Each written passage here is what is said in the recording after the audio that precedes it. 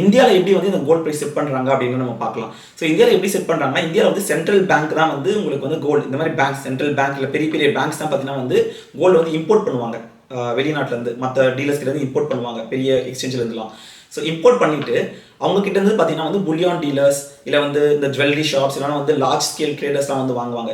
So இப்படி வாங்கும்போது என்னன்னா வந்து அவங்க வந்து அந்த பேங்க் வந்து இவங்க ஒரு மார்க்கப் ஃபீ வச்சு தான் வந்து விற்பாங்க. ஸோ ஃபார் எக்ஸாம்பிள் அவங்க வந்து ஒரு 1 lakh கோல்டு வாங்குறாங்கன்னு வச்சுக்கோங்களேன். அவங்க வந்து ஒரு மார்க்கப் ஃபார் எக்ஸாம்பிள் 5,000 இல்லை 10,000 மார்க்கப் ஃபீ வச்சு தான் வந்து இந்த புல்லியான் டீலர்ஸ்க்கு சேல் பண்ணுவாங்க இல்லை ஜுவல்லர்ஸ்க்கு. இந்த ஜுவல்லர்ஸ் புல்லியான் டீலர்ஸ் என்ன பண்ணுவாங்கன்னா வந்து import duty, currency conversion rate, VAT இதெல்லாம் கன்சிடர் பண்ணி அவங்க வந்து அதுக்கு மேலே ஒரு ப்ரைஸ் வைப்பாங்க. ஃபார் எக்ஸாம்பிள் 1 lakன்றது இப்போ 1,10,000 வாங்கினாங்கன்னா 1,25,000 வந்து அவங்க வந்து கோல்டு ப்ரைஸ் செட் பண்ணுவாங்க. அந்த ப்ரைஸ் தான் நம்ம போய் கோல்டு ஜுவல்லரி ஷாப்பில் வாங்கும்போது நமக்கு கிடைக்குது.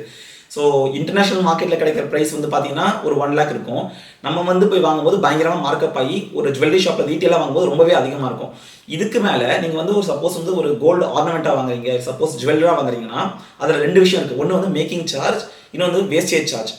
ஸோ மேக்கிங் சார்ஜ் என்னன்னு பார்த்தீங்கன்னா வந்து கிராஃப்ட்மேன்ஷிப், அந்த கோல்டு வந்து லேபர் காஸ்ட், எவ்வளோ நுணுக்கமாக அந்த கோல்டை செய்கிறாங்க, அதுக்கு வந்து ஒரு திறமையான கோல்டு ஸ்மித் வேணும். அதே மாதிரி அது இல்லாமல் அந்த ஜுவல்லரி ஷாப் ரன் பண்ணுறதுக்கு ஒரு மெயின்டெனன்ஸ் காஸ்ட் இருக்கும். அந்த ஷோரூம், ஏசி ஷோரூம், அங்கே இருக்கிற ஸ்டாஃப், அவங்க ரன் பண்ணுற பிஸ்னஸ், இது எல்லாத்தையும் கன்சிடர் பண்ணி தான் அந்த மேக்கிங் சார்ஜ் வந்து அவங்க டிசைட் பண்ணுவாங்க.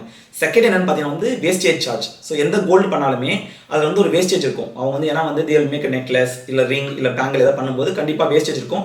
அந்த வேஸ்டேஜ் வந்து எப்படி செய்கிறாங்க, எவ்வளோ ஸ்கில்டாக அந்த பர்சன் இருக்காதுன்றதை பேஸ் பண்ணி மாறும். இன்றைக்கி இருக்கிற சிஸ்டமில் பார்த்தீங்கன்னா வந்து ரொம்ப மேனுஃபேக்சரிங்லாம் வந்து ரொபாட்டிக்ஸ் மேனுஃபேக்சரிங் ரொம்ப ஹை அட்வான்ஸ் ஆயிடுச்சு. ஆனால் அதோட வேஸ்டேஜ் ரொம்ப கம்மியாக தான் இருக்கும். ஆனால் இருந்தாலுமே ஜுவல்லரி ஷாப்பில் பார்த்தீங்கன்னா வந்து வேஸ்டேஜ் சார்ஜ் கண்டிப்பாக போடுவாங்க. நீங்கள் என்ன தான் நெகோஷியேட் பண்ணாலும் வேஸ்டேஜ் சார்ஜ் வந்து குறைக்க மாட்டாங்க.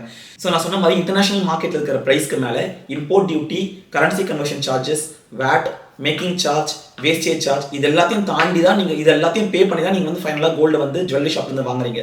ஸோ நீங்கள் வந்து ஒரு கோல்டு இன்வெஸ்ட்மெண்ட்டாக வாங்கினீங்கன்னா நீங்கள் இதை கன்சிடர் பண்ணி பாருங்க. ஏன்னா ஜுவல்லரி ஷாப்பில் வாங்கும்போது ஒரு ஜுவல்லாக வாங்கும்போது பயங்கரமான ஒரு சிக்னிஃபிகன்ட் மார்க்கப் ஃபீ கொடுத்தா நீங்கள் வாங்குறீங்க. So what I would suggest is, again இது ஃபினான்ஷியல் அட்வைஸ் கிடையாது, but if you are going to buy gold as a investment பார்க்க போறீங்கன்னா நீங்கள் வந்து அது கோல்டு வந்து ஃபிசிக்கலாக